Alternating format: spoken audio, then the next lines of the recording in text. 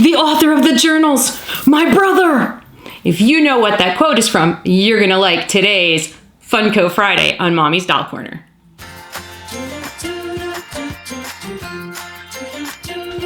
Hey everybody, welcome back to Mommy's Doll Corner. So it's Friday, which means it's a Funko Friday, but it won't always be Funko Friday. It might just be Collectible Corner Friday. It's just that I have Funko issues, as we've discussed. So today, if you got the quote from the beginning of this video, then you know what these are. Today we're going to be taking a look at the Gravity Falls Funko Pops. Now I have a couple of unusual ones. So I have just plain old regular Grunkle Stan and Dipper. And then I also have plain old regular, although I would never call her plain at all, Mabel. By the way, Mabel Pines is my spirit animal. I love Mabel Pines. But then I have two other ones. I have a Hot Topic exclusive Mabelcorn Mabel. And then I have, instead of getting the regular yellow Dorito villain, as Gracie calls him, I've got the limited edition Chase version in like a purpley bluey kind of color. So I'm really excited to get these all out of the box so we can take a look at them. But first, let me just show you the back of one of the boxes. So these are the standard ones that you could get anywhere. You've got Dipper, Mabel, Grunkle Stan, and Bill Cipher. So here they all are out of their boxes. As you can see, pretty standard Funko Pops. We are going to sort of give them each room to breathe here. We're going to start here with Mabel. Mabel is number 241. All the Funko Pops get a number. I actually have this sweater. Mabel's adorable. She looks just like Mabel. I love the rosy cheeks. I love that she's got her headband and her little sort of hair popping out the top there. We'll go and take a look at the back. Not really too much going on there that's different or unusual, but she's totally cute. Of course, she comes with a stand because she should, and I absolutely love Mabel because, like I said, she reminds me so much of me when I was that age. And what's interesting is that her brother, scooch over there, her brother Dipper reminds me in some ways of my brother, Roger, who is close to me in age, and we spent a lot of time hanging out. So Mabel, take a back seat to Dipper for a minute. Dipper has a lot more detail. So Dipper has the journal. And what's interesting is, note the number on the journal. He's holding journal number 3. Now Dipper is number 240, by the way. So he's got the third journal. And I like that there's the bookmark hanging out. You can see that there's pages in the journal, and the journal looks pretty banged up. There's things sticking out of it. I think they did a really, really great job on that. Another little detail that I thought was interesting about Dipper is that in this version, there's sort of like almost like these bags under his eyes. And you know, Dipper was going through a lot of crazy stuff while he was staying at the Mystery Shack with Grunkle Stan. And so I think that's a really interesting little piece that they added on to him. There's a little bit of paint sort of missing around his ear. And Funko usually has such good quality, so seeing things like that really annoys me because they don't usually have those kinds of problems. His hat, there's something a little wrong with the paint line across his hat as well. So the blue kind of, so I'm kind of bugged by that. Let's see, his other ear, I don't know. But otherwise his paint job looks pretty good. So it's just they messed up a little bit around the ears and on the hat. Let's take a look at everybody's crabby uncle, Grunkle Stan. I love that he's got his hat on for his, lodge. And they did a really good job. I mean, there's not much to do to create Grunkle Stan. I love it that he's in the suit, although I do kind of hope they're going to make one where he's just got the white tank t-shirt, undershirt on, because that's kind of more like Grunkle Stan. I'll kind of zoom in a little bit here to see the details. He's got good detail on his tie. There's a little bit something strange going on with the paint over here, where it's kind of not necessarily lining up. There's his 8-ball. I'm not sure if this right here is a paint error or if it was meant to go that way because he's, you know, balding, because he's older. They might have meant it to do that. I don't know. But since it's not as pronounced on this year, I'm going to say that's a paint error. Otherwise, I think they did a pretty good job on Grunkle Stan.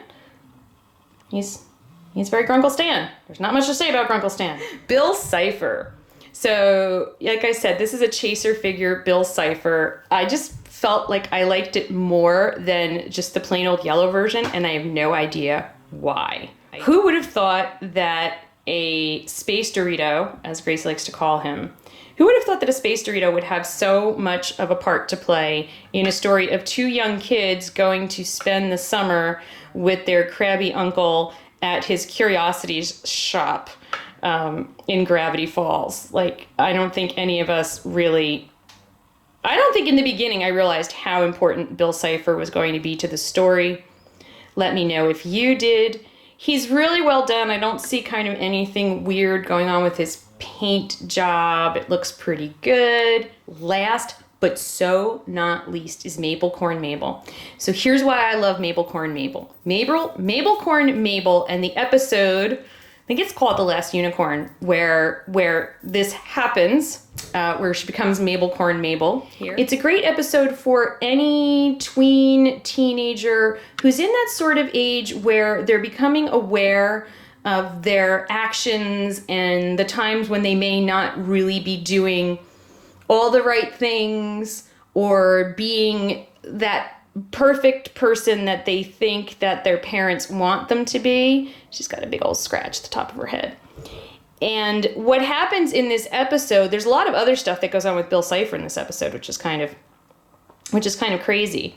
So Grunkle Stan sends Mabel and her friends off on a quest to find the last unicorn. You know Mabel's always up for a quest. So they go to the special place, and they meet this unicorn whose name is something like Christabella Betha Bella. She's got this crazy, like, ridiculous unicorn name. So I had to go look it up. Her name is, are you ready for this? And I totally get this because as a little girl, I remember reading books. And first of all, there was a movie where someone named their horse Christabel. And I then knew that when I grew up, I was going to name my daughter Christabel. And for years, if you asked me what my favorite name was, I would tell you it was Christabel. And not to offend anyone whose name is actually Christabel, your mom probably saw the same movie I did as a kid. A lot of names for horses and unicorns have these, like, just, you know, Bella, you know, Christabel. So this is her name, okay? I have to look it up. It is Celestabel Bethabel. Celestabel Bethabel. That is her name. So Mabel's been sent on this quest to go get a lock of unicorn hair to help save her family. Because there's a lot of stuff going on at home with Bill Cipher and journals and craziness. And so she goes out on this quest to get this lock of hair. And she meets this crazy Celestabel Bethabel unicorn. And the unicorn basically tells Mabel that she's not kind enough. That in order to get a lock of her hair, you have to be, you know, very, very kind. And Mabel's not kind enough. So that's where I say this plays in to my memories. And if you are around that 12, 13, 14 age right now, you're starting to look at yourself and your actions and kind of seeing where they don't line up with where you were taught they should be. And a lot of times, as we're going through the changes where we go from being children into teenagers and then go into adulthood, we become a little on edge. We maybe mouth off to our parents and we know we shouldn't. We have arguments with our friends. We just, sorry, that's Daddy upstairs. He's filming upstairs while I'm filming downstairs. It's crazy in our house sometimes. We're not the people that we know we should be, but we can't help it at the same time. And if you think that your parents don't remember what that was like, trust me, they do. I remember very vividly just feeling like I was just the worst person on earth. So telling Mabel that she wasn't kind enough, so then Mabel goes out and she does like 1,000 acts of kindness, and poor Mabel just makes herself nuts to try to get a lock of this Celesta Betha Bella whatever's hair. And so I totally felt for Mabel because I could just totally see her doing that and believing when somebody says to her, you know, you're not kind enough. There's that moment where you're like, well, I think that I'm kind, and I think, you know, but you're right. I haven't been as kind as I should be. And, you know, I don't know why I've been so nasty lately. And, you know, like I said, we all have those feelings. So that episode really touched me in my heart. It gave me all the, you know, touched me in the honey nut feelsios. And so the fact that they made a Funko Pop out of that, the only other Mabel Funko Pop that they could have made, and please make this, is the one where they break into the convenience store and she eats the smile dip and she has visions. I don't know if I want the thing with all the numbers. I don't know what I want it to look like. I just want something to represent that insanity because that was like one of the most crazy things I have ever seen. So I'm dying to hear what you think about these Funko Pops, and if you are a fan of Gravity Falls, because even though it's over, it's a great show, and I would definitely rewatch it at some point.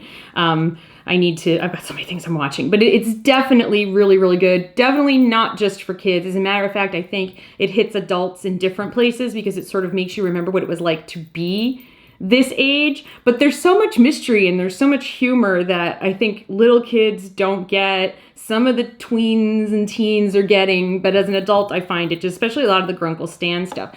Now, use the poll card and tell me which one was your fave. Was it crazy purple blue Bill Cipher, Mabel Corn, Dipper, or Grunkle Stan? Also in the comments, let me know if you, like Gracie, are ticked off that there is not a Ford.